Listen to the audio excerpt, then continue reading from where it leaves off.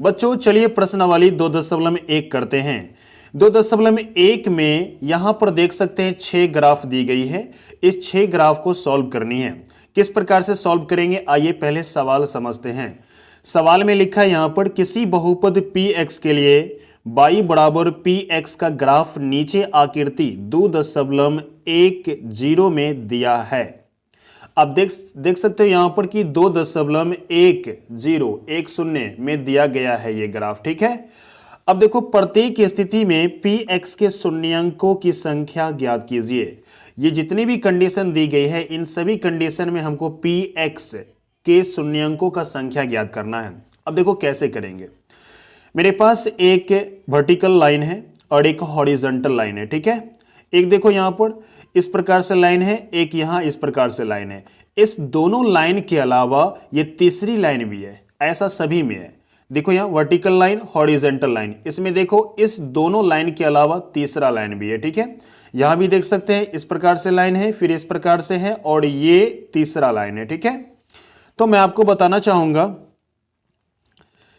कि इस सवाल के अंदर ये जो तीसरा लाइन देख रहा है, ये लाइन इस x वाले अक्ष को कितनी जगह काट रहा है, ओके, ये मैं देखना चाहूंगा, ओके। तो देखो यहां पर px के शून्यंक की संख्या ज्ञात करना है।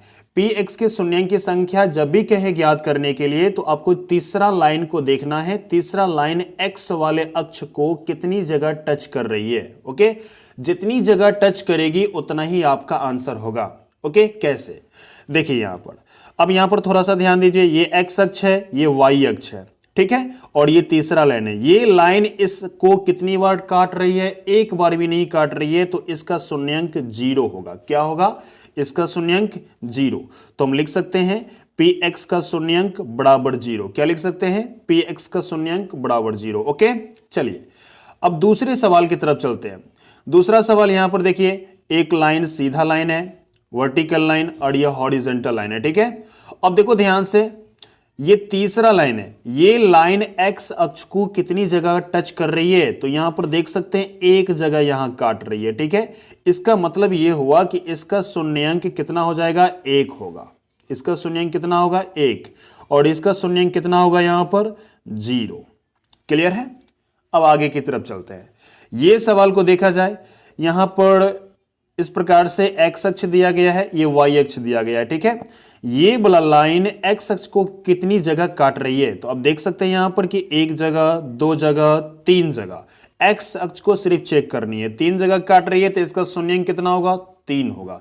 यह आपका आंसर हो गया, ओके। चलिए आगे चलते हैं। ये 4 नंबर का सवाल दिया गया है, x अक्ष ये है और ये y अक्ष है। इसमें देखो x अक्ष को कितनी जगह काटा, ये तीसरा लाइन, तो 2 जगह काटा है, एक जगह यहां और दूसरा जगह यहां पर, ठीक है। तो 2 जगह, यानी कि इसका शून्यंक कितना हो जाएगा, 2 हो जाएगा। क्लियर। चलिए आगे बढ़ते हैं। ये सवाल में देखिए, यहां पर ध्यान से देखिए, तो x अक्ष ये है और ये तीसरी लाइन इस प्रकार से गया है, ठीक है। तो ये एक जगह यहां काट रही है, फिर यहां काट रही है, फिर यहां काट रही है, फिर यहां काट रही है, ठीक है। मतलब 4 जगह काट रही है, तो इसका शून्यंक कितना होगा, 4 होगा। क्लियर है, एकदम आसान तरीके से समझ में आ गया। अब ये छठा नंबर का सवाल आपके लिए है। इस सवाल को आप समझिए, समझ करके इसका आंसर कमेंट बॉक्स में दीजिए कि इसके कितने हल होंगे, ओके, इसके कितने शून्यंक होंगे, ओके। तो आप देख सकते हैं